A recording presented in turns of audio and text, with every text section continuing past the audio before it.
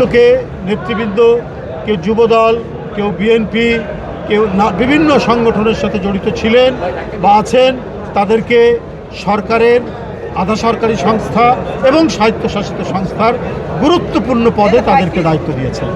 এরা একসময় আমি যখন ছাত্র রাজনীতি করি বা ওদের নেতা, ওদের বড় ভাই ছিলাম, আমি ওদেরকে চেনে, এরা অত্যন্ত ন্যায় নিষ্ঠার সাথে দায়িত্ব পালন করবে, এটা আমি আপনাদের সামনে বলতে পারি।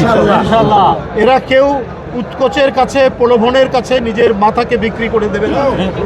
এখানে যারা দাঁড়িয়ে আছে এদের সবাইকে আমি জানি এবং চিনি। কোনো প্রলোভন দিয়ে এদের মাথা কেনা যাবে না। অতীতে কিছু দৃষ্টান্তও আমি জানি। তো এই কথাটুকু আজকে মিডিয়ার মাধ্যমে দেশবাসীকে আমি জানালাম।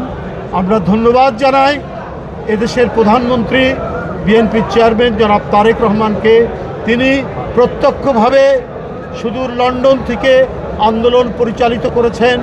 রাজপথের উপস্থিতি কারা কারা আছে সেটা তিনি অবহিত করেছেন। কার কীরকম নেতৃত্ব রয়েছে সেটা তিনি জানেন এবং সেই অনুযায়ী তিনি মূল্যায়ন করছেন, বিভিন্ন পদে দিচ্ছেন।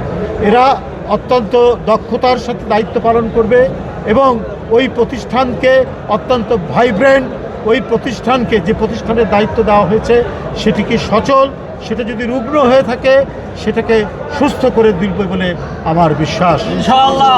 বন্ধুরা আমার, আপনারা জানেন এই 4 মাসের মধ্যেই বিএনপি চেয়ারম্যান, এদেশের প্রধানমন্ত্রী জনাব তারেক রহমান সমাজ কল্যাণে, সমাজের উন্নয়নে অনেকগুলো পদক্ষেপ নিয়েছে। সবাই জানেন ফ্যামিলি কার্ড, কৃষক কার্ড, এমনকি হেলথ কার্ড করারও অঙ্গীকার তিনি করেছেন। আর তারেক রহমান যেটা অঙ্গীকার করেন ওটা বাস্তবায়ন করে ছাড়েন। এইটা তারেক রহমানের নীতি, এইটা তারেক রহমানের রীতি। বলেছেন খাল কাটবেন, তিনি প্রধানমন্ত্রী হওয়ার 3-4 দিনের মধ্যে থেকেই তিনি সেই কর্মসূচিটি নিয়েছেন।